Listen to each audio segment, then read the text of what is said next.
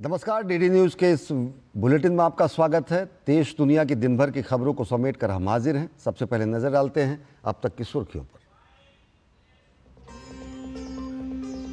प्रधानमंत्री नरेंद्र मोदी ने न्यूजीलैंड के अपने समकक्ष से की फोन पर बातचीत। द्विपक्षीय संबंधों को आगे बढ़ाने पर जताई सहमति। व्यापार, शिक्षा और अंतरिक्ष सहित कई क्षेत्रों में सहयोग बढ़ाने पर जोर।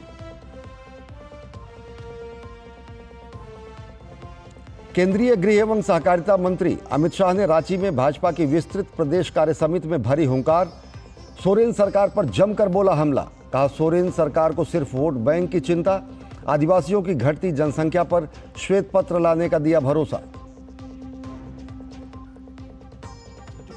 कांवड़ मार्ग पर नेम प्लेट की अनिवार्यता को लेकर गरमाई राजनीति। भाजपा ने 2006 के यूपीए सरकार के शासनादेश की दिलाई याद। पूछा, नियम लागू करने पर क्यों हो रही है दिक्कत। विपक्ष का भाजपा पर राजनीतिक लाभ लेने का आरोप।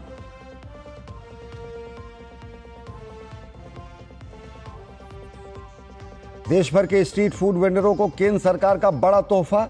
अब नहीं देना होगा पंजीकरण शुल्क। देश भर में लाखों स्ट्रीट फूड वेंडरों के प्रशिक्षण की भी व्यवस्था। केंद्रीय स्वास्थ्य मंत्री जेपी नड्डा ने एक पोर्टल को किया लॉन्च।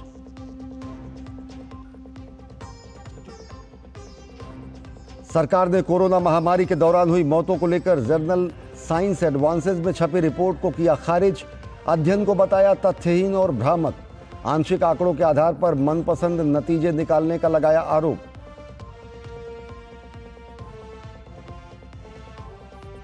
नीट मामले में सीबीआई ने कसा और शिकंजा। परीक्षा गड़बड़ी मामले में 3 और मेडिकल छात्र पटना से गिरफ्तार। पेपर सॉल्व करने में शामिल थे तीनों छात्र।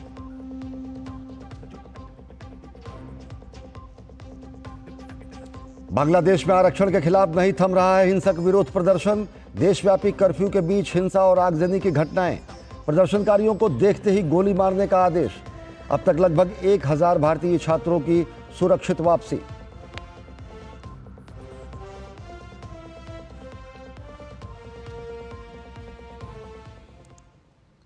और अब देखते हैं खबरों को विस्तार से। न्यूजीलैंड के प्रधानमंत्री क्रिस्टोफर लक्सन ने प्रधानमंत्री नरेंद्र मोदी से फोन पर बातचीत की। प्रधानमंत्री लक्सन ने भारत में आम चुनाव के बाद प्रधानमंत्री नरेंद्र मोदी को पुनः मिली जीत पर बधाई दी।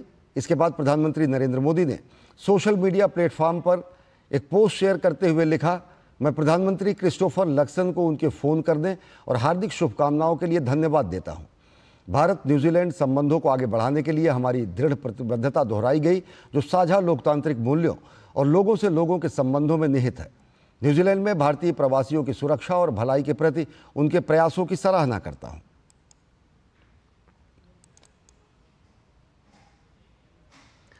केंद्रीय गृह एवं सहकारिता मंत्री अमित शाह आज जब झारखंड पहुंचे तो वे राज्य सरकार पर जमकर हमलावर नजर आए।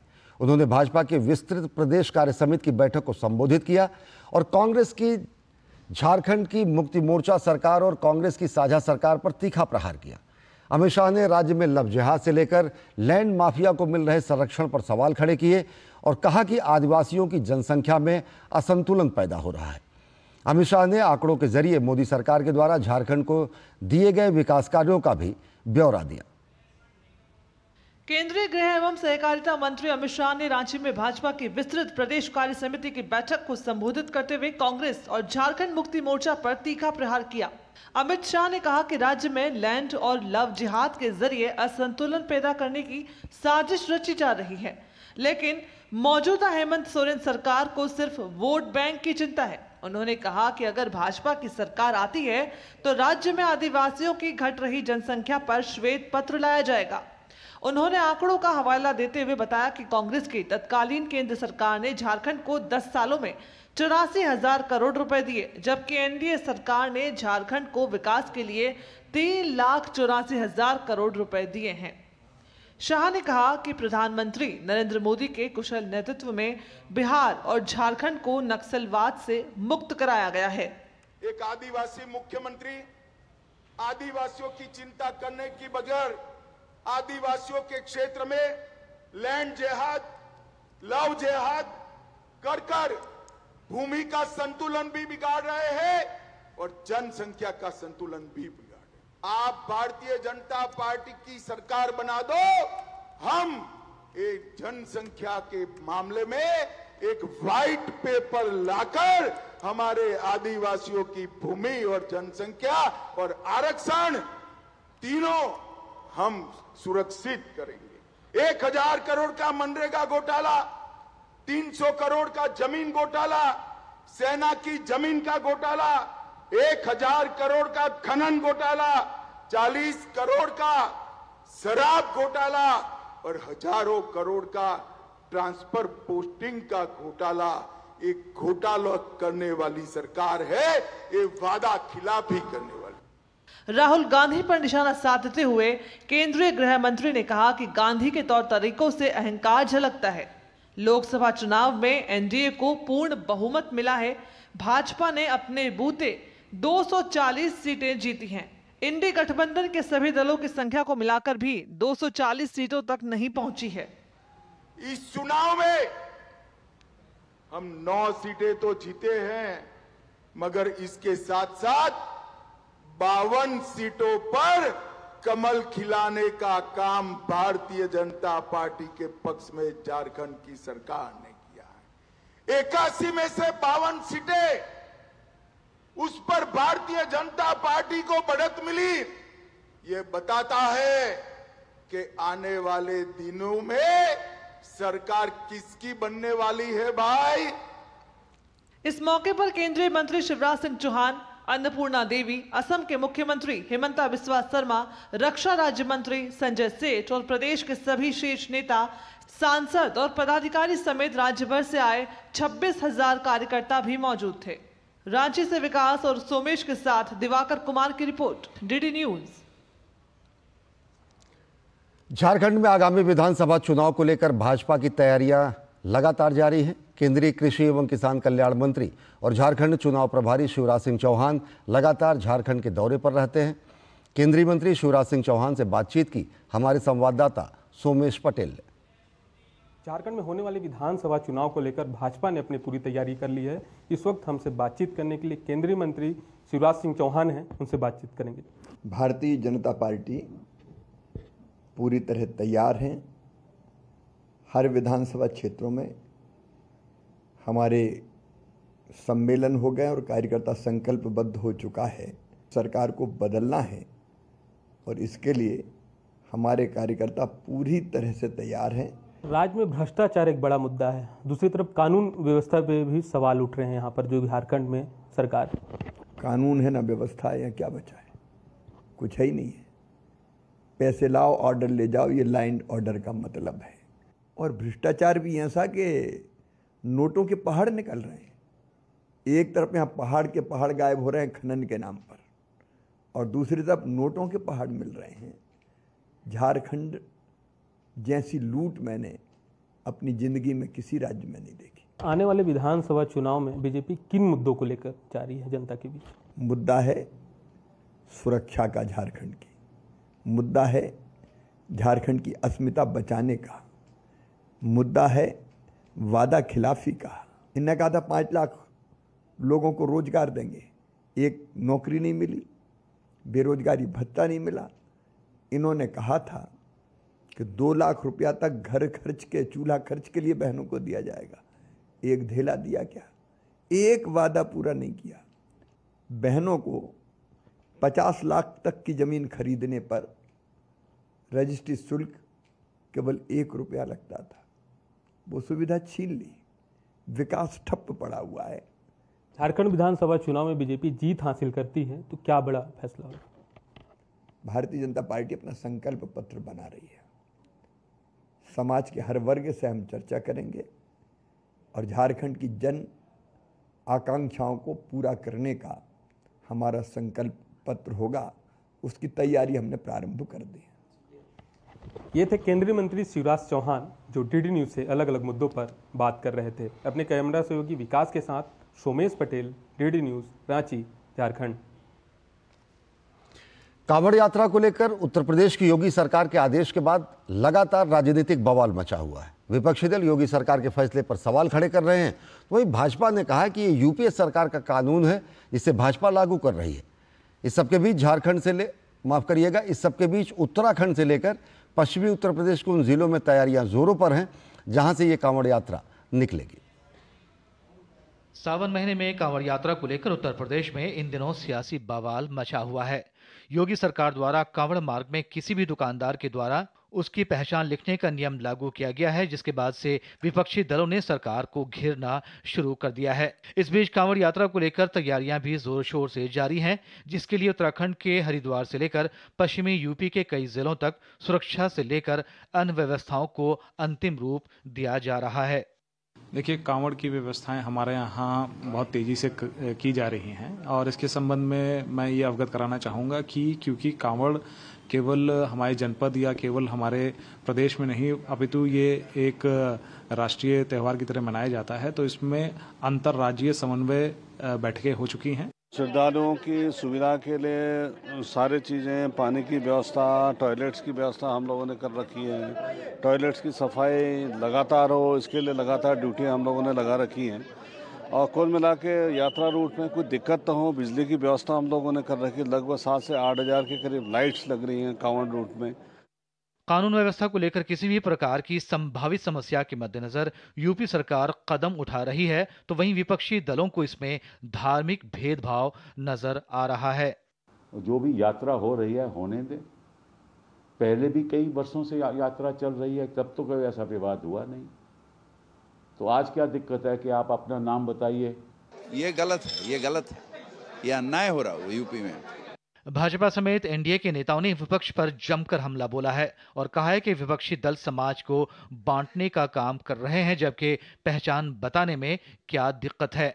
ये समीक्षा का विषय होगा। अगर समीक्षा होगी तो राज्य सरकार जैसा उचित समझेगा वैसा करेगा। यही तो मैं कह रहा हूं कि कपिल सिब्बल जी जरा मनमोहन सिंह के इस रिपोर्ट को देख लीजिए, डेट भी बता दूंगा। अगर आपको डेट भुला गए हैं तो डेट भी बता। हर दुकान पर अगर अपना दुकानदार का नाम या एड्रेस लिख करके रखा जाए, इसमें हर्ज क्या है? इसको धार्मिक दृष्टिकोण से क्यों देख रहे हैं?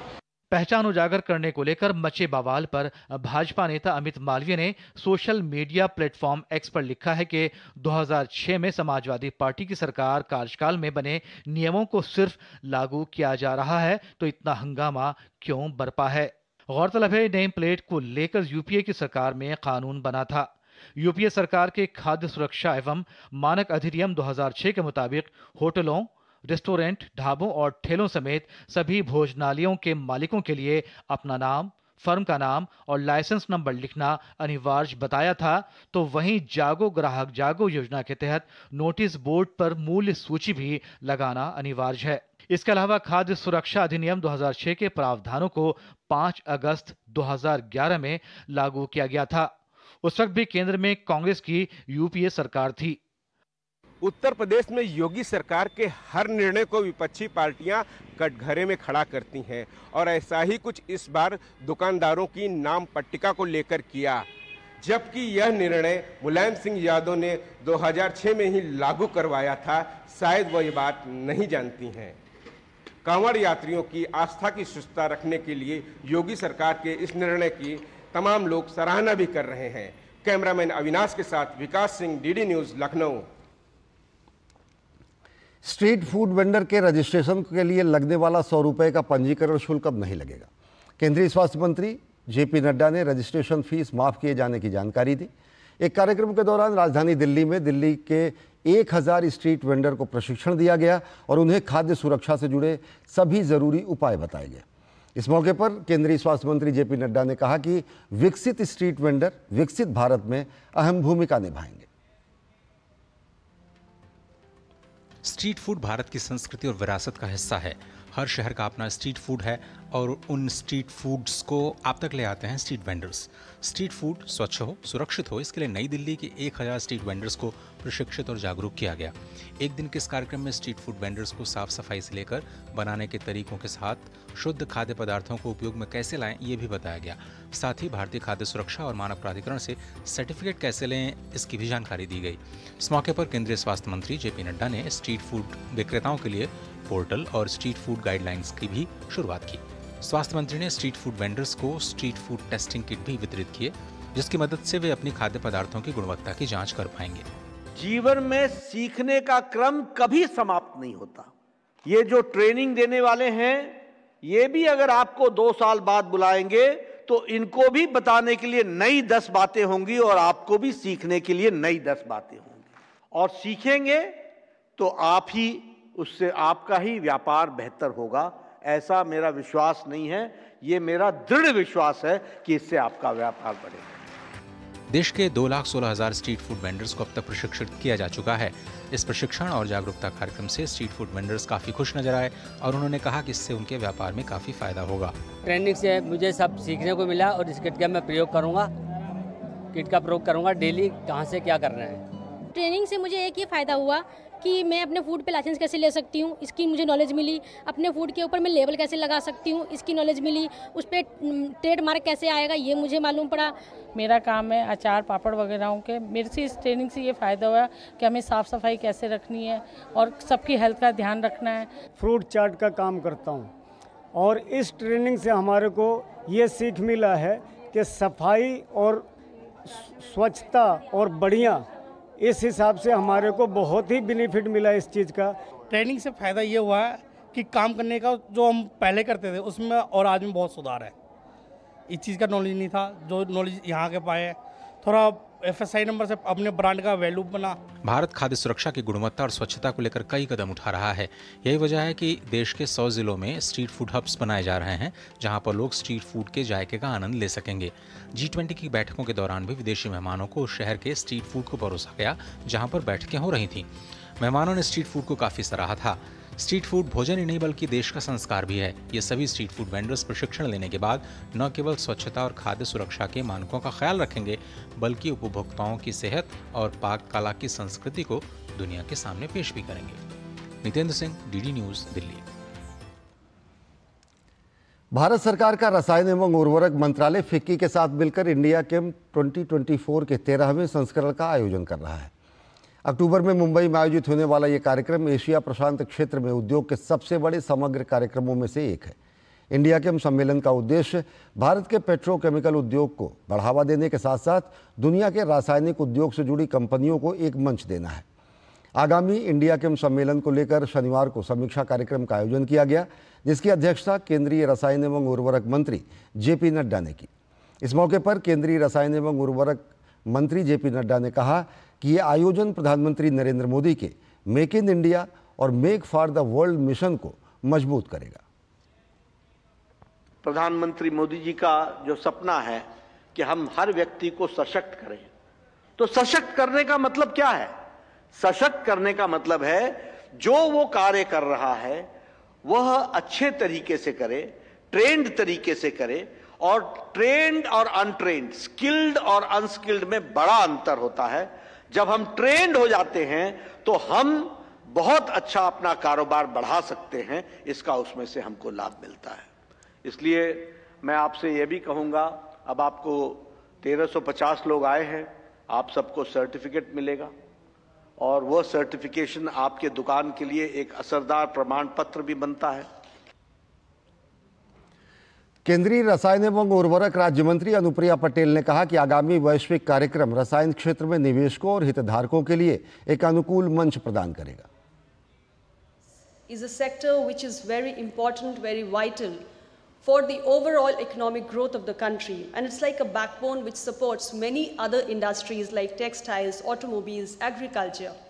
So the importance of this sector can never be understated. Today, the Indian chemical industry is valued at $220 billion. As we saw during the course of the presentation, it is expected to reach around $300 billion by the year 2025 and reach $1 trillion by the year 2040. इस मौके पर रसायन एवं उर्वरक मंत्रालय में सचिव निवेदिता शुक्ला वर्मा ने कहा कि यह आयोजन घरेलू और अंतर्राष्ट्रीय निवेशकों को एक मंच पर बातचीत करने का बड़ा मौका प्रदान करेगा।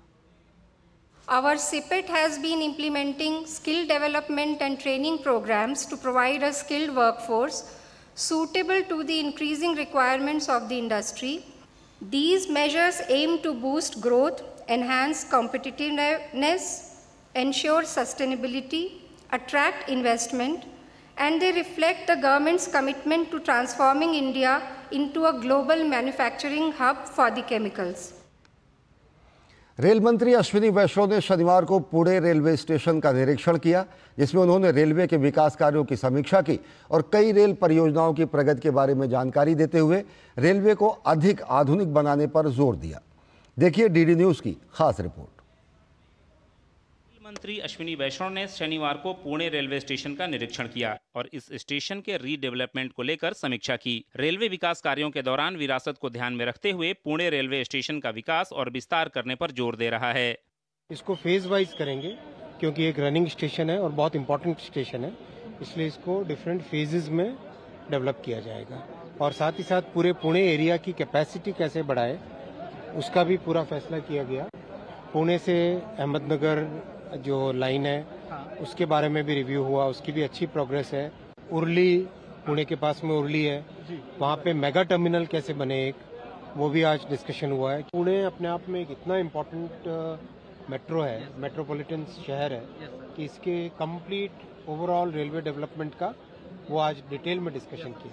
रेल मंत्री अश्विनी वैष्णव ने पुणे स्थित भारत के पहले AI बेस्ड टेक्नोलॉजी पर आधारित रेलगाड़ी में उपयोग होने वाले बेडशीट और पीलो कवर की क्वालिटी चेक मशीन का निरीक्षण किया। पुणे स्थित यह AI बेस्ड मशीन भारत में पहली बार उपयोग में लाई जा रही है, जिसे पूरे तरीके से मेक इन इंडिया के तहत बनाया गया है। AI बेस्ड इस टेक्नोलॉजी के जरिए जैसे ही कोई गंदा बेडशीट इस मशीन से गुजरेगा तो यह मशीन उसकी सफाई के अनुपात के तहत उसे पास या फेल बताएगी। यदि बेडशीट गंदी है तो अलार्म बज जाएगा, जबकि यदि बेडशीट साफ है तो वह पैकिंग के लिए आगे बढ़ जाएगी। जो लॉन्ड्री है उसकी क्लीनिंग का सिस्टम AI बेस्ड कैमरा से आज करीब 2% लॉन्ड्री को सैंपल चेक किया जाता है। इससे 100% चेक होता है और जो भी ढंग से क्लीन नहीं हुआ हो उसको रिजेक्ट किया जाता है। ये एक एक्सपेरिमेंट है, अभी पायलट स्टेज पे है। जैसे जैसे डेवलप होगी ये टेक्नोलॉजी वैसे देश के सभी जगह लगाएंगे। इसके साथ ही रेल मंत्री ने शनिवार को मुंबई से पुणे के बीच रेल कार्यों की समीक्षा भी की। मुंबई से लोनावाला होते हुए पुणे के बीच घाट सेक्शन को और अधिक मॉडर्नाइज करने के साथ साथ अतिरिक्त रेल लाइन बिछाने पर भी अधिकारियों से उन्होंने विचार विमर्श किया। जो घाट सेक्शन है मुंबई से पुणे वाला घाट सेक्शन, उसमें अभी 1/37 की ग्रेडियंट है, तो बैंकर लगाने पड़ते हैं। कैसे उस प्रॉब्लम को सॉल्व करें उसके ऊपर भी काफ़ी लंबे टाइम से काम चल रहा था। तो आज उसका जो अलाइनमेंट मैंने पर्सनली इंस्पेक्ट किया है, किस तरीके से नया अलाइनमेंट बनेगा जिससे कि घाट सेक्शन स्मूथ हो जाएगा। 1/100 की कैपेसिटी उसमें 1/100 की ग्रेडियंट पे आ सके, वो भी फैसला लिया गया। अपने महाराष्ट्र दौरे में रेल मंत्री अश्विनी वैष्णव ने पश्चिम रेलवे के आधुनिकीकरण और चल रहे विकास कार्यों के लिए शुक्रवार को एक मैराथन मीटिंग की थी। वहीं शनिवार को रेल मंत्री ने मध्य रेलवे से संबंधित कई प्रोजेक्टों को मंजूरी दी ताकि यात्रियों को विश्व स्तरीय सुविधा मिल सके और रेलवे नई तकनीक के जरिए एक नया मुकाम हासिल कर सके। Abhishek Singh, DD news, Pune, Maharashtra.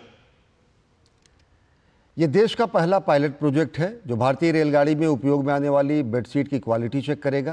कैसे है ये पूरी प्रक्रिया, खास बातचीत की इस परियोजना से जुड़े लोगों से हमारे संवाददाता अभिषेक सिंह ने। सेंट्रल रेलवे ने एक नई पहल की है। रेल मंत्री अश्विनी वैष्णव ने इसका जायजा लिया। ट्रेन के अंदर जो बेडशीट होता है, जो पिलो कवर होता है, उसकी क्वालिटी चेक उसका कैसे हो, वो गंदा है या साफ है, इसका AI टेक्नोलॉजी के जरिए इसका जो है परीक्षण किया जाएगा। पायलट प्रोजेक्ट के तौर पे इसे मध्य रेलवे में पहली बार इसे शुरू किया गया है। अगर इसका सफलता इसको अगर मिलती है तो आगे और भी जो जोन से वहाँ भी शुरू किया जाएगा। हमारे साथ करम जी है और मनोज जी है, हम इनसे जानना चाहेंगे। हर दिन रेलवे पुणे DRM के यहाँ से 20,000 बेडशीट वॉश होती है और क्लीन होकर उनका आयनिंग और प्रेसिंग किया जाता है, लेकिन आज तक ये 2% चेक पे चलता था। आज से आगे ये यहाँ पर 100% क्वालिटी चेक इंश्योर किया जाएगा। हमने इस सिस्टम के अंदर कैमरा बेस्ड टेक्नोलॉजी दी है, जिसके सामने मशीन विजन सॉफ्टवेयर लगाया है। AI के द्वारा यहाँ पर स्टेन्स और जो भी वहाँ के फटी हुई बेडशीट है वो डिटेक्ट होती है और वो ऑटो रिजेक्ट हो जाती है। तो जो भी अच्छी बेडशीट है केवल वही आगे बढ़ती है और जो खराब बेडशीट है वो नीचे निकल जाती है और उसे फिर रिजेक्ट किया जाता है। तो ये पूरी प्रक्रिया एक सिंगल मशीन के द्वारा की जाती है, जिसको साका रोबोटिक्स ने डेवलप किया है। इसकी कैपेसिटी कितना, एक दिन में कितने ऐसे डिटेक्ट कर पाएगी, क्वालिटी चेक कितना हर मिनट में इस मशीन के द्वारा 15 बेडशीट आगे बढ़ सकती है। तो अगर आप अंदाज़ा लगाएंगे तो दिन भर में अगर 24 घंटे हम चलाएं बेडशीट को तो लगभग 20 से 25 हज़ार बेडशीट अच्छे से ये इफेक्टिवली निकाल सकता है। कब मनोज जी से जानना चाहिए, मनोज जी कब इस प्रोजेक्ट की शुरुआत कब की गई? टेक्नोलॉजी के माध्यम से जो प्रॉब्लम हम सॉल्व कर पाए, सो वी प्रपोज दिस कि एआई और मशीन विजन के माध्यम से we can provide the quality inspected bedsheet to the passenger. और पैसेंजर को बेडशीट में हमने यहाँ पे क्या किया है कि एक टॉलरेंस लेवल सेट किया है। सो रेलवे कैन डिसाइड कि 90% क्लीन चाहिए, 80% क्लीन चाहिए, उस टॉलरेंस लेवल को और कस्टमाइज हो सकता है उस टॉलरेंस लेवल को। तो जिस टाइप से वो टॉलरेंस लेवल 90% है तो 90% के नीचे वो बेडशीट जाएगा नहीं, वो रिजेक्ट हो जाएगा। यहाँ पे पूरा देखिए इसका एक्सेप्टेड दिखाएगा, यहाँ पे रिजेक्टेड और टोटल बेडशीट का काउंट कितना है ये दिखाएगा। ये दिखा रहे हैं 91% एक्सेप्टेड है, ये टॉलरेंस लेवल के एग्जैक्ट है तो 90% एक्सेप्टेड है। और एआई टेक्नोलॉजी का जो उपयोग यहाँ पर रेलवे कर रही है पुणे में, ये भारत में पहली बार है। और आप देख रहे हैं कि क्वालिटी चेक जो बेडशीट को लेकर अमूमन कंप्लेन आता था पैसेंजर्स का, अब शायद इस पायलट प्रोजेक्ट के बाद जो और भी इस तरीके के प्लांट जब लगाए जाएंगे तो शायद देखने को नहीं मिलेगा और यात्री जो है वो सेटिस्फाइड रहेंगे। कैमरामैन मोहित के साथ अभिषेक सिंह, डीडी न्यूज, पुणे।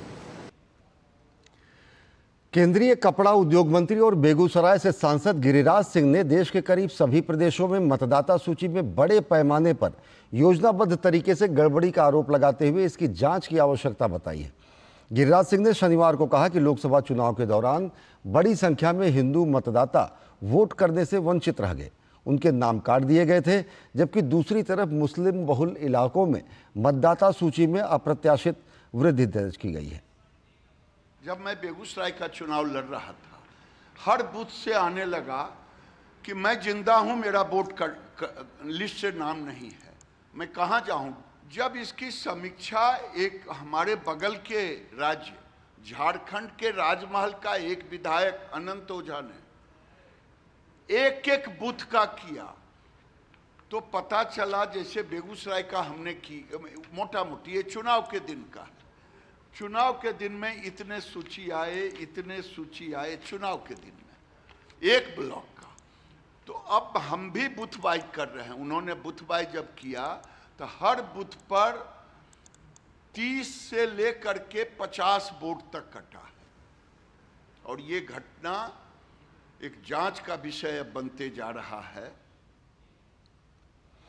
दिल्ली में जेल में बंद मुख्यमंत्री अरविंद केजरीवाल के स्वास्थ्य पर एक बार फिर घमासान शुरू हो गया है। एलजी के प्रधान सचिव ने पत्र लिखा है कि केजरीवाल कम खाना खाकर अपनी सेहत के साथ खिलवाड़ कर रहे हैं। तो वहीं आम आदमी पार्टी ने केजरीवाल के स्वास्थ्य से खिलवाड़ करने का आरोप लगाया है। इस सबके बीच आबो हवा खराब होने की एक रिपोर्ट पर भी दिल्ली की सियासत गर्मा गई है। भाजपा ने दिल्ली सरकार पर प्रदूषण नियंत्रण के नाम पर पैसे की बर्बादी का गंभीर आरोप लगाया है। नीति घोटाले में मनी लॉन्ड्रिंग के आरोप में जेल में बंद मुख्यमंत्री अरविंद केजरीवाल के स्वास्थ्य पर भाजपा और आप के बीच आरोप प्रत्यारोप का दौर जारी है। इस बीच उनके स्वास्थ्य को लेकर उपराज्यपाल वीके सक्सेना के प्रधान सचिव ने मुख्य सचिव को पत्र लिखा है। पत्र में 6 जून से 13 जुलाई के बीच केजरीवाल की डाइट और इंसुलिन से संबंधित गंभीर स्वास्थ्य चेतावनियों का जिक्र है। पत्र में कहा गया है कि केजरीवाल जानबूझकर कम कैलोरी वाली डाइट ले रहे हैं और तय मानकों से कम आहार ले रहे हैं, जिससे उनका वजन कम हो रहा है। तिहाड़ जेल से मिली जानकारी के आधार पर बताया गया है कि किस किस दिन उन्होंने डाइट प्लान के हिसाब से नहीं लिया। इन चिंताओं के बीच एलजी कार्यालय ने तिहाड़ के अधिकारियों से ये सुनिश्चित करने को कहा है कि केजरीवाल अपनी निर्धारित डाइट और इंसुलिन डोज का सख्ती से पालन करें। आम आदमी पार्टी ने पिछले दिनों दावा किया था कि गिरफ्तारी के बाद से अब तक केजरीवाल का वजन करीब 8.5 किलो घट गया है। ये गंभीर बीमारी का संकेत हो सकता है। सोते समय अचानक शुगर लेवल गिरता है तो व्यक्ति कोमा में चला जाता है। भाजपा ने इस पर पलटवार करते हुए कहा है कि कोमा के नाम पर सहानुभूति जुटाने की कोशिश की जा रही है। अरविंद केजरीवाल जी को 30 साल से डायबिटीज की बीमारी है, बहुत अक्यूट डायबिटीज है उन्हें। और जब किसी को सीरियस डायबिटीज़ होता है तो जिसे कहते हैं हाइपोग्लाइसीमिया, शुगर लेवल गिरना एक बहुत खतरनाक संकेत होता है। दिल्ली में आम आदमी पार्टी को लगता है कि उनके साथ वेंडेटा पॉलिटिक्स हो रही है, लेकिन सच ये है कि उनको बेचारा पॉलिटिक्स खेलने की आदत हो गई है। 3 महीने पहले भी अरविंद केजरीवाल की सेहत को लेकर जिस प्रकार से राजनीति खेली गई थी, वो दिल्ली और दुनिया के सामने सच आ चुका है।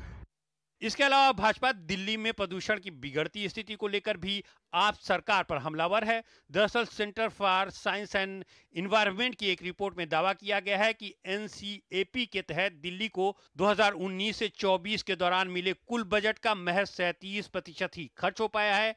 नेशनल क्लीन एयर प्रोग्राम के तहत केंद्र सरकार ने दिल्ली सरकार को 742.69 करोड़ रुपया दिया है दिल्ली में प्रदूषण को नियंत्रण करने के लिए। आप हैरान होंगे कि एक स्टडी आई है centre for science and environment की, जिसने ये बताया है कि दिल्ली सरकार में माननीय मुख्यमंत्री केजरीवाल जी और उनके मंत्रियों ने 70% तक पैसा इस्तेमाल ही नहीं करा है। भाजपा लगातार आप सरकार की नाकामियों को उजागर कर जनहित के मुद्दों को उठाने का दावा कर रही है। भ्रष्टाचार से लेकर नीतियों के मुद्दे पर मुख्यमंत्री अरविंद केजरीवाल भाजपा के सीधे निशाने पर हैं। तभी आरोप प्रत्यारोप का ऐसा दौर शुरू हो जाता है कि जनहित का मुद्दा सियासी मुद्दा बनकर रह जाता है। Bureau report, DD news. 2020 में कोविड महामारी में भारत में अत्यधिक मौतों का दावा करने वाली रिपोर्ट की विश्वसनीयता पर गंभीर सवाल खड़े किए गए हैं। केंद्र सरकार ने इस रिपोर्ट को भ्रामक और तथ्यहीन बताया है। विशेषज्ञों का भी कहना है कि इस अध्ययन की पद्धति में गंभीर खामियां हैं। 2020 में कोरोना महामारी के दौरान अत्यधिक मौतों का दावा करने वाले एक अध्ययन को सरकार ने खारिज कर दिया है। वहीं विशेषज्ञों ने भी इस रिपोर्ट को भ्रामक और तथ्यहीन बताया है। विशेषज्ञों का कहना है कि रिपोर्ट न केवल अस्थिर और अस्वीकार्य अनुमानों पर आधारित है, बल्कि पूरी प्रक्रिया में ही गंभीर खामियां हैं। विशेषज्ञों के अनुसार अध्ययन की सबसे बड़ी खामी यह है कि इसमें राष्ट्रीय परिवार स्वास्थ्य सर्वेक्षण के अधूरे आंकड़ों को आधार बनाया गया है। रिपोर्ट में जनवरी से अप्रैल 2021 के बीच NFHS के तहत परिवारों के आंकड़े लेकर इन परिवारों में 2020 में मृत्यु दर की तुलना 2019 से की गई है। फिर इन आंकड़ों को आधार बनाकर पूरे देश को लेकर निष्कर्ष निकाल दिया गया। विशेषज्ञों का कहना है कि NFHS नमूना केवल तभी देशव्यापी निष्कर्ष के लिए आधार बन सकता है जबकि इसे समग्र रूप से लिया जाए। सरकार और विशेषज्ञों का कहना है कि इस विश्लेषण में शामिल 14 राज्यों के 23% परिवारों का अध्ययन देशव्यापी नतीजों का आधार नहीं बनाया जा सकता। एक्सेस डेथ्स हमारे हिसाब से CRS सिस्टम में 4.74 लाख है, उससे ज़्यादा तो हो ही नहीं सकती। और उसमें भी जो सारी डेथ हैं ये कोविड की डेथ हम नहीं मान सकते, और कोविड की डेथ उसका हिस्सा होगी। और जैसे मैंने कहा कि भारत सरकार के पास जो आंकड़े आए स्टेट्स में से, उनमें से जो डेथ का आंकड़ा है वो 1.49 लाख का है। और ये 12 लाख की फिगर, और ये कहना कि हमारे लाइफ एक्सपेक्टेंसी कम होगी 2.6 ईयर्स, ये गलत एस्टिमेट है, अनटेनेबल है, अनएक्सेप्टेबल है। रिपोर्ट का ये दावा भी तथ्यों से परे है कि निम्न और मध्यम आय वाले देशों की तरह भारत में महत्वपूर्ण पंजीकरण प्रणाली कमजोर है। सच्चाई यह है कि भारत में नागरिक पंजीकरण प्रणाली अत्यधिक मजबूत है और 99% से अधिक मौतों को दर्ज करती है। यह बात भी महत्वपूर्ण है कि नागरिक पंजीकरण प्रणाली के अंतर्गत मौतों के पंजीकरण में जो वृद्धि हुई भी उसको सीधे कोविड से नहीं जोड़ा जा सकता। जागरूकता बढ़ने के साथ साथ इस प्रणाली के तहत पंजीकरण में हर वर्ष निरंतर इजाफा होता ही है। साथ ही हर साल बढ़ती आबादी के कारण भी मौतों की संख्या में कुछ वृद्धि स्वाभाविक है। ये सब जब रिपोर्ट ऑक्सफोर्ड वाले जो इसको कहते हैं, वो उनका करने का आधार ये है कि ये जो डेटा है सिविल रजिस्ट्रेशन का, वो दूसरे देशों में जो विकसित देश हैं उनमें तो बहुत अच्छा होता है, लेकिन भारत में वो दृढ़ नहीं है। ये पूर्ण रूप से गलत है। रिपोर्ट की प्रामाणिकता पर एक और बड़ा सवाल मनपसंद आंकड़ों पर निर्भरता से भी उठ रहा है। जहां एक और अध्ययनकर्ताओं ने राष्ट्रीय परिवार स्वास्थ्य सर्वेक्षण के आंशिक आंकड़े लेकर अपने नतीजे निकाल लिए, वहीं नागरिक पंजीकरण प्रणाली के आंकड़ों को पूरी तरह नजरअंदाज कर दिया। विशेषज्ञों के अनुसार प्रकाशित पेपर में असंगत और अस्पष्ट परिणाम इस पूरे अध्ययन की विश्वसनीयता को ही खारिज कर देने के लिए काफी हैं। तथ्यों और आंकड़ों के साथ ये बात प्रमाणित है कि जिस अवधि को लेकर रिपोर्ट में दावा किया गया है, उसमें मौतों की संख्या अध्ययन में दर्ज नतीजों से स्पष्ट रूप से कम रही है। Bureau report, DD news. केंद्रीय कोयला एवं खनन मंत्री जी किशन रेड्डी ने हैदराबाद में खनिज खोज नवोन्मेषी तकनीकों पर केंद्रित खनिज अन्वेषण हैकाथॉन को लॉन्च किया। हैकाथॉन का उद्देश्य भू भौतिकीय डेटा के लिए आर्टिफिशियल इंटेलिजेंस और मशीन लर्निंग जैसी उभरती प्रौद्योगिकियों के उपयोग को बढ़ावा देना है। कार्यक्रम के दौरान जी किशन रेड्डी ने तेलंगाना की भू वैज्ञानिक संरचना और खनिज क्षमता पर आधारित एक पुस्तक का भी विमोचन किया। जी किशन रेड्डी ने महत्वपूर्ण और रणनीतिक खनिज ब्लॉकों की ई नीलामी के दूसरे और तीसरे चरण के 8 पसंदीदा बोलीदाताओं को प्रमाण पत्र भी सौंपे। केंद्रीय गृह एवं सहकारिता मंत्री अमित शाह पुणे पहुंचे हैं।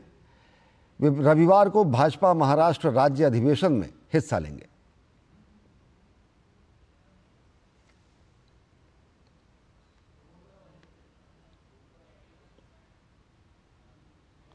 उत्तर प्रदेश के मुख्यमंत्री योगी आदित्यनाथ ने शनिवार को प्रयागराज सर्किट हाउस में महाकुंभ 2025 की तैयारियों की समीक्षा बैठक की।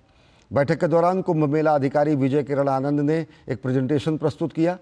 तैयारियों को लेकर अलग अलग विभागों ने अपने कार्यों की प्रगति रिपोर्ट भी मुख्यमंत्री के सामने प्रस्तुत की।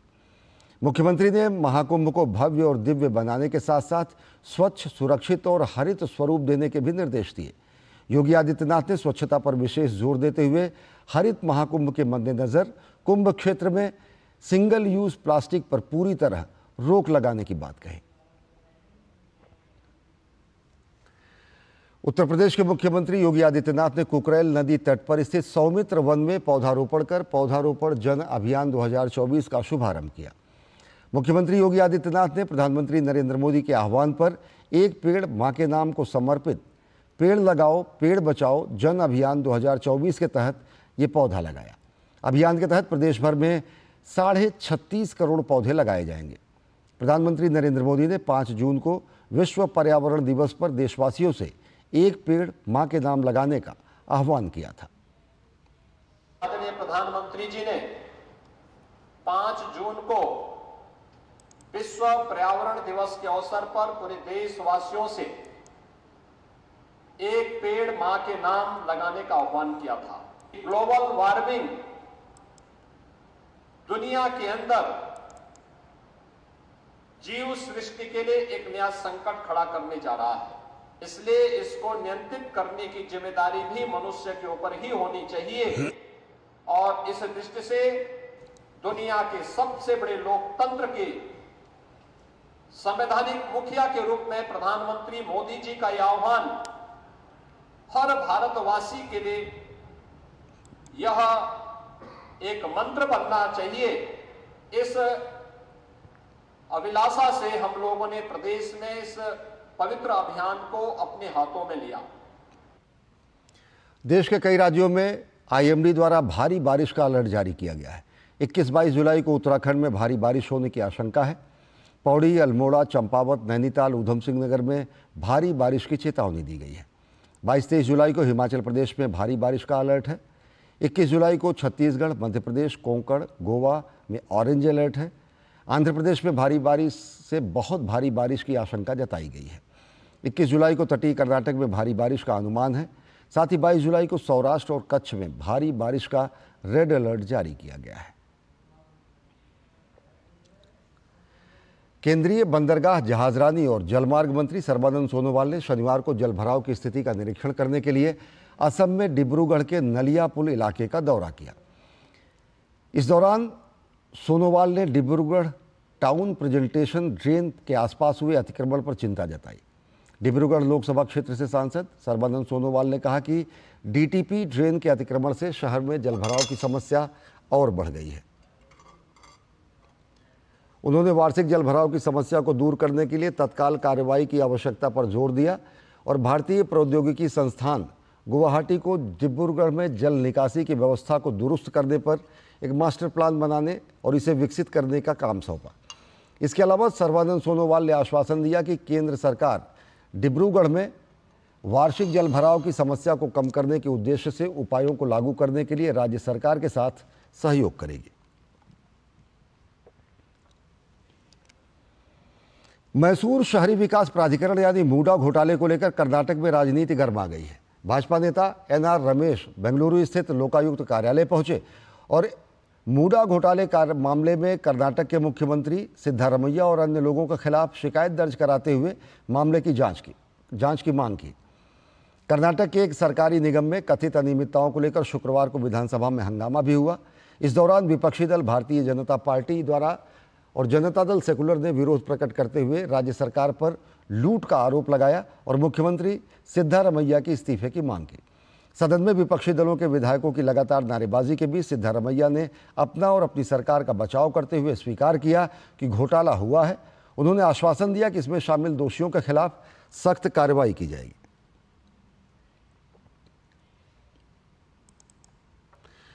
आपके घर के पास ही दूध, तेल, मसाला सहित फल और सब्जियों की जांच हो जाएगी और वो भी कुछ ही कम समय में।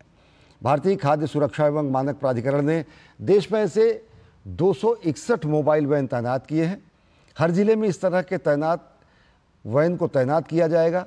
कैसे ये खाद्य पदार्थों की जांच करता है, इसका जायजा लिया हमारे संवाददाता नितिन सिंह ने। इस वक्त मैं फूड सेफ्टी ऑन व्हील्स में हूं और ये ऐसा वाहन है जो आपके घर के आसपास जाएगा और जो भी खाद्य पदार्थ में मिलावट होता है, चाहे दूध में हो या बाकी ऑयल में हो, तेल में हो, उनकी मिलावट की जांच आप करा सकते हैं। और इस तरीके से पूरे देश भर में 261 मोबाइल वैन हैं जो आपके घर के आसपास जाएंगे।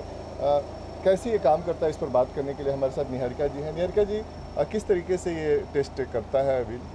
यहाँ पे हमारे को अलग अलग किस्म के डिफरेंट छोटे छोटे इक्विपमेंट्स दिए गए हैं। जैसे कि मेरे हाथ में TPC मीटर है। ये बेसिकली जैसे तेल बार बार फ्राई करने से उसके अंदर टोटल पोलर कंपाउंड्स बढ़ जाते हैं। FSSAI के लिमिट्स के अकॉर्डिंग 25 से ऊपर अगर वो है तो वो हमारे लिए हानिकारक हैं, जो कि कैंसर कॉज कर सकते हैं, कार्डियोवैस्कुलर डिजीज़ कॉज कर।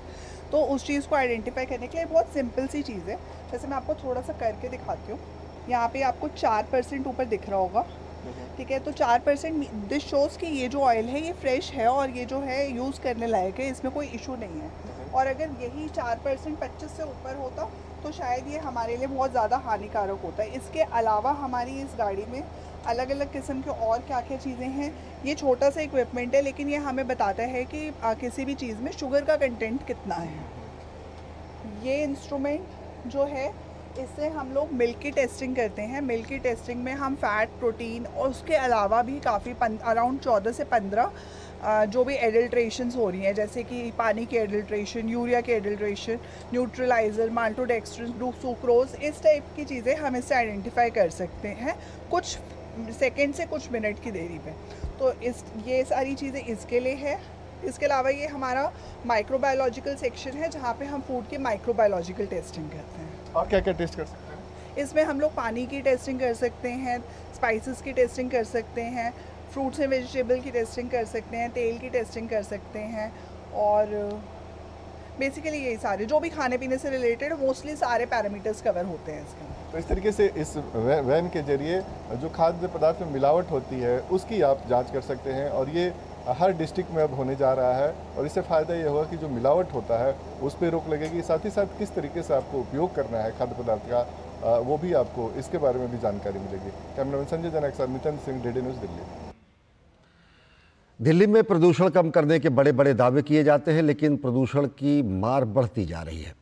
नेशनल क्लीन एयर प्रोग्राम की रिपोर्ट के मुताबिक दिल्ली में प्रदूषण कम करने के लिए दिए गए बजट का 29% रकम ही खर्च किया गया है। ज़मीनी हालात का जायजा लिया हमारे संवाददाता विक्रमजीत सिंह चौहान ने। आम आदमी पार्टी के नेता वैसे तो दिल्ली के विकास की बड़ी बड़ी बातें करते हैं, क्या वास्तव में भी धरातल पर विकास दिल्ली का हुआ है या नहीं हुआ है, इसके लिए अलग अलग राय हो सकती है। लेकिन एक डेटा आया है जिसके आधार पर पता चलता है कि दिल्ली में प्रदूषण को लेकर कितना काम हुआ है।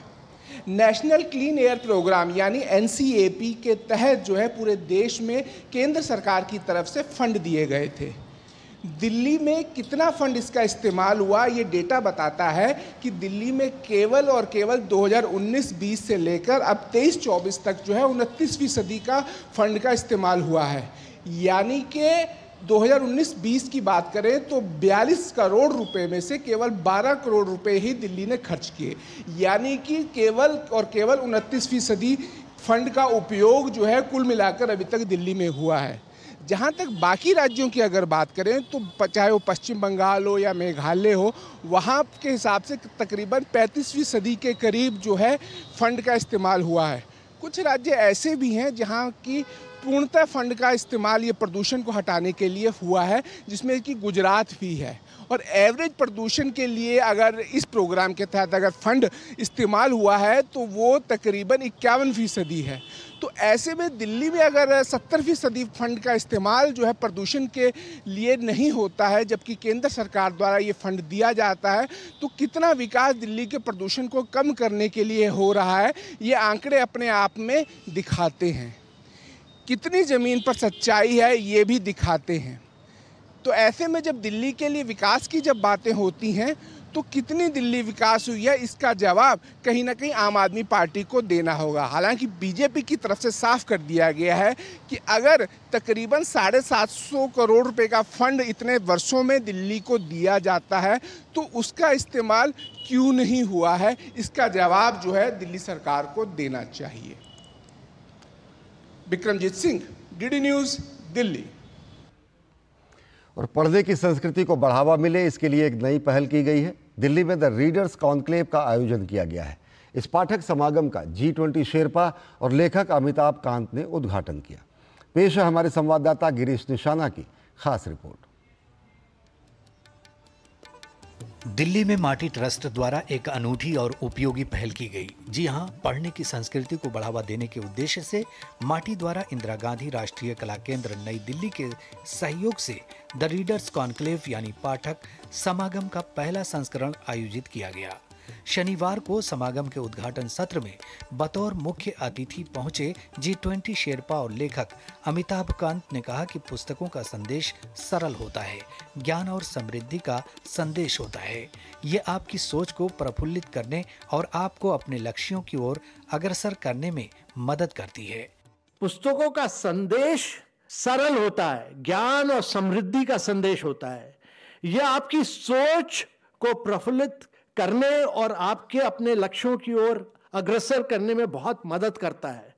और हमें इस मानसिक और आध्यात्मिक संवाद में बने रहना चाहिए और अपने पढ़ने के अनुभवों को दूसरों के साथ साझा करना चाहिए। तो किताबों ने लोगों को हमेशा इंस्पायर किया है, मोटिवेट किया है, इमेजिन करवाया है और बदलाव लाया है। अपने अध्यक्षीय संबोधन में प्रसिद्ध पत्रकार और इंदिरा गांधी राष्ट्रीय कला केंद्र के अध्यक्ष राम बहादुर राय ने कहा कि किताबों की अहमियत कभी कम नहीं होगी। उन्होंने ये चुनने की आवश्यकता पर जोर दिया कि क्या पढ़ना है। माटी की जो बौद्धिक शक्ति है अपार है।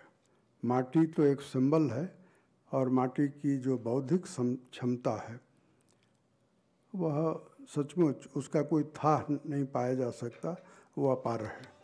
माटी के संयोजक और कॉन्क्लेव के क्यूरेटर आसिफ आजमी ने कहा कि पढ़ने की संस्कृति को बढ़ावा देने के अलावा हम पाठकों को मूल स्रोत की ओर आकर्षित करना चाहते हैं। माटी एक पेड़ बन गया है। इन 7 सालों में इसके बहुत सारे वृक्ष, बहुत सारी डालें, मजबूत तने भी हैं और कुछ नए नवेले भी। इस 2 दिवसीय पाठक समागम में कारपोरेट प्रबंधन, जीवनी, यात्रा वृत्तांत, इतिहास, आध्यात्मिकता से लेकर कथा साहित्य, बाल कथा और कविता तक लगभग सभी विधाओं की पुस्तकों को शामिल किया गया है। इसमें पूर्व IAS प्रकाश सिंह, राम बहादुर राय, जयशंकर गुप्ता, जितेंद्र श्रीवास्तव, HA कुरैशी, सूर्यनाथ सिंह, रणविजय, चंद्रभूषण और रुचि सिंह जैसे लेखकों की किताबों पर चर्चा होगी। गिरीश निशाना की रिपोर्ट, DD न्यूज़, दिल्ली। नई दिल्ली में चल रहे 2 दिवसीय पाठक समागम में पुस्तक प्रेमियों का भारी भीड़ देखने को मिल रही है। देश के अलग अलग हिस्सों से आए लेखकों और पुस्तकें पाठकों के बीच चर्चा का केंद्रीय बिंदु बन रही हैं। खास बात यह है कि इस कॉन्क्लेव में पाठक सीधे पुस्तकों के लेखकों से भी संवाद कर सकेंगे, उनसे रचना का मर्म भी समझ सकेंगे। देखिए हमारी खास रिपोर्ट। नई दिल्ली में 2 दिवसीय पाठक समागम कार्यक्रम जारी है। इस कॉन्क्लेव में विभिन्न लेखकों की विभिन्न विषयों पर लिखी हुई पुस्तकों के बारे में पाठकों को जानकारी दी जा रही है, साथ ही उस पर चर्चा भी हो रही है। ऐसी ही एक किताब पाठक समागम में चर्चा के लिए आई, जो वन्य जीव को चाहने वाले लोगों के लिए काफी उपयोगी है। इस किताब का नाम है कॉल ऑफ द जंगल, जिसे डॉक्टर रुचि सिंह ने लिखा है। किताब की लेखिका डॉक्टर रुचि सिंह के अनुसार यह पुस्तक वन्य अधिकारियों के कार्यों से जुड़ी है तथा जंगल में कार्य करते समय आने वाली दिक्कतों के बारे में इसमें बताया गया है। ये किताब जो है ये एक इंडियन फॉरेस्ट सर्विस ऑफिसर के ऊपर, उसके करियर के ऊपर है। कैसे वो एक लेडी फॉरेस्ट सर्विस ऑफिसर, नौमी सिंह नाम है, उनके ऊपर है। ये पार्टली फिक्शन है बट बेसिकली ये पूरा उसके करियर में शुरू से लेके एज अ प्रोबेशनरी ऑफिसर से लेके जो बिल्कुल सीनियर मोस्ट हो जाती हैं, डायरेक्टर जनरल होती हैं PCCF रैंक में, वहाँ तक के उनकी करियर जर्नी पे है। पाठक समागम के मुख्य वक्ता नवीन शाह ने बताया कि आज के समय में जंगल क्यों जरूरी हैं। उन्होंने प्रकृति के नियमों की चर्चा करते हुए कहा कि जंगल छोटे हो रहे हैं, जिसकी वजह से क्लाइमेट चेंज जैसी समस्याएं उत्पन्न हो रही हैं। हमारी क्लाइमेट चेंज में जो एक चीज सबसे ज्यादा रिस्पॉन्सिबल है जंगल, वो किस तरह से हर तरफ से अटैक के साथ लड़ रही है। जो अभी का मॉडल है, डेवलपमेंट है, वो भी एक तरह से समझिए कि आप फॉरेस्ट के अगेंस्ट ही है ना।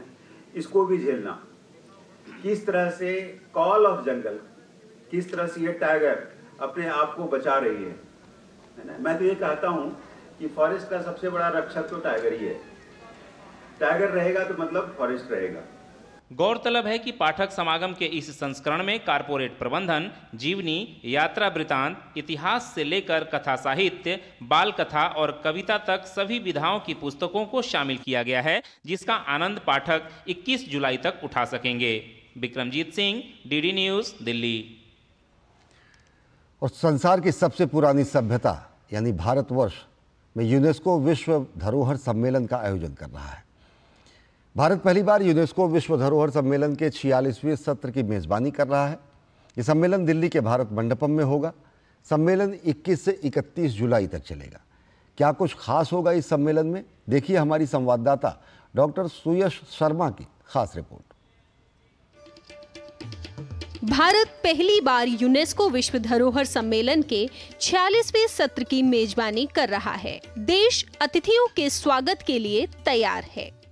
इस बैठक के माध्यम से भारत को एक बार जहां अपनी विरासत को पूरे विश्व के पटल पर रखने का अवसर मिलेगा, दुनिया भर से आने वाले डेलीगेट्स को हमें भारत की विरासत का रखरखाव जिस तरह से माननीय प्रधानमंत्री जी के नेतृत्व में देश की सरकार कर रही है, इसको शोकेस करने का अवसर मिलेगा। हम अपनी विरासत को किस तरह से प्रधानता दे करके उसके साथ में जुड़े रह, देश को जोड़े रहने के लिए, आम जनमानस को जोड़े रहने के लिए काम कर रहे हैं, इसको दिखाने का अवसर तो मिलेगा ही। साथ ही साथ में भारत ने जिस तरह से विकास किया है, उस विकास को भी, भारत के इंफ्रास्ट्रक्चर डेवलपमेंट को भी, भारत के टूरिज्म क्षेत्र में हुए डेवलपमेंट को भी और भारत के डिफरेंट मॉडर्न साइंसेज के सेक्टर में हुए डेवलपमेंट को भी दिखाने का निश्चित ही एक अवसर हम सब लोगों के पास में होगा। भारत मंडपम एक बार फिर G20 की तरह जगमगा उठेगा। यहाँ 21 जुलाई से 31 जुलाई तक विश्व धरोहर सम्मेलन का आयोजन हो रहा है। इस आयोजन में यूनेस्को की महानिदेशक मैडम आड्रे अजोले और यूनेस्को विश्व धरोहर सचिवालय के अन्य वरिष्ठ अधिकारी तथा विभिन्न देशों के सांस्कृतिक मंत्री, राजदूत और क्षेत्र विशेषज्ञ जैसे व्यक्ति भी उपस्थित रहेंगे। सम्मेलन का उद्घाटन प्रधानमंत्री नरेंद्र मोदी करेंगे। विश्व धरोहर स्थलों की पहचान, संरक्षण और प्रबंधन को लेकर इस सम्मेलन में चर्चा होगी। इस सम्मेलन में यूनेस्को की महासभा द्वारा चुने गए 21 सदस्य देशों के प्रतिनिधि शामिल होंगे। भारत अपने वैभव और विरासत के लिए जाना जाता है। भारत में यूनेस्को विश्व धरोहर स्थलों की संख्या 42 हो गई है, जिन्हें सांस्कृतिक, प्राकृतिक और मिश्रित विरासत की श्रेणी में रखा गया है। महाराष्ट्र की अजंता की गुफाएं, उड़ीसा का सूर्य मंदिर, आगरा का ताजमहल, पश्चिम बंगाल का शांति निकेतन और जयपुर शहर आदि कुल मिलाकर 34 सांस्कृतिक धरोहर हैं। वहीं पश्चिम बंगाल के सुंदरवन राष्ट्रीय उद्यान, हिमाचल प्रदेश का ग्रेट हिमालयन नेशनल पार्क एवं असम के कांजीरंगा राष्ट्रीय उद्यान समेत 7 प्राकृतिक धरोहर की श्रेणी में हैं, तथा सिक्किम से कंचनजंगा राष्ट्रीय उद्यान मिश्रित विरासत की श्रेणी में है। अपनी धरोहर और संस्कृति के प्रति प्रधानमंत्री की सजगता का एक बड़ा उदाहरण ये भी है कि पिछले 10 वर्षों में 12 स्थलों को विश्व धरोहर में शामिल किया गया है। सम्मेलन के दौरान कई सांस्कृतिक कार्यक्रमों का आयोजन किया जाएगा और प्रदर्शनी भी लगेगी। इनमें मुख्य रूप से पर्यटन मंत्रालय द्वारा हस्तशिल्प उत्पादकों की प्रदर्शनी, UPI वन वर्ल्ड, आयुष मंत्रालय द्वारा आयुर्वेद की विश्व प्रसिद्ध प्राचीन परंपरा पर एक प्रदर्शनी शामिल है। साथ ही सर्वे संतु निरामया के संदेश के साथ अतिथि योग और ध्यान भी करेंगे। इस मेजबानी से भारत की अंतर्राष्ट्रीय छवि और सांस्कृतिक महत्व को भी बल मिलेगा। यूनेस्को के इस सम्मेलन का आयोजन भारत की धरोहर और पर्यटन क्षेत्र में नई संभावनाओं के द्वार खोलेगा, जिससे भारतीय संस्कृति को वैश्विक पहचान मिलेगी। ये आयोजन भारत के लिए गौरव का विषय है और देश की धरोहर को संरक्षित और प्रोत्साहित करने की दिशा में एक महत्वपूर्ण कदम है। DD न्यूज के लिए डॉक्टर सुयश शर्मा की रिपोर्ट। विश्व धरोहर सम्मेलन को लेकर प्रधानमंत्री नरेंद्र मोदी ने अपने सोशल मीडिया प्लेटफॉर्म पर लिखा है, यह बेहद खुशी की बात है कि भारत नई दिल्ली में विश्व धरोहर समिट की बैठक की मेजबानी कर रहा है। यह पहली बार है जब हमारा देश इस समिट की मेजबानी कर रहा है। मैं कल शाम 7 बजे कार्यक्रम में भाग लेने के लिए उत्सुक हूँ। यह हमारी विरासत को संरक्षित करने के तरीकों पर विचार आदान प्रदान करने का महत्वपूर्ण मंच है। मणिपुर के मुख्यमंत्री एन बीरेन सिंह ने 2 स्कूलों का video social media platform x पर साझा किया है। स्कूल के बच्चे राष्ट्रगान गा रहे हैं। उन्होंने स्कूलों में इस तरह की गतिविधियों पर खुशी व्यक्त की है। साथ ही उन्होंने कहा कि इससे बच्चों में राष्ट्रवाद और देशभक्ति की भावना जागृत होती है।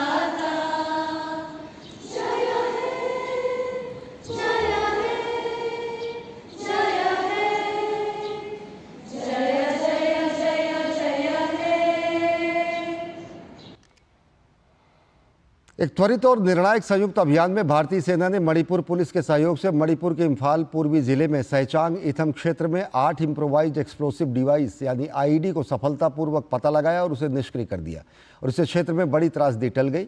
विशिष्ट सूचना पर कार्रवाई करते हुए सेना की टुकड़ी ने तेजी से प्रतिक्रिया दी और बम निरोधक टीम की विशेषज्ञता के साथ लगभग 33 किलोग्राम वजन वाले IED को निष्क्रिय कर दिया। नेपाल के नवनियुक्त प्रधानमंत्री KP शर्मा ओली 21 जुलाई को संसद में विश्वास मत हासिल करेंगे। नेपाल संसद सचिवालय के प्रवक्ता और संयुक्त सचिव दशरथ धमाला के अनुसार दोपहर 1 बजे प्रतिनिधि सभा में KP शर्मा ओली अपना विश्वास मत हासिल करेंगे। पिछले दिनों KP शर्मा ओली प्रधानमंत्री नियुक्त किए गए। नेपाली संविधान के अनुसार नवनियुक्त प्रधानमंत्री को 30 दिनों के अंतर संसद के भीतर विश्वास मत हासिल करना होता है। इजरायली सैन्य विमानों ने यमन में ईरान समर्थित हौथी विद्रोहियों के खिलाफ जवाबी हमले शुरू कर दिए हैं। रिपोर्ट में पता चला है कि इजरायली सेना यमन के बंदरगाह शहर हौदेहद में कई ठिकानों के अलावा तेल रिफाइनरियों को भी निशाना बना रही है। तो बुलेटिन में फिलहाल इतना ही। देश और दुनिया की ताज़ा तरीन खबरों के लिए देखते रहिए DD न्यूज़। नमस्कार।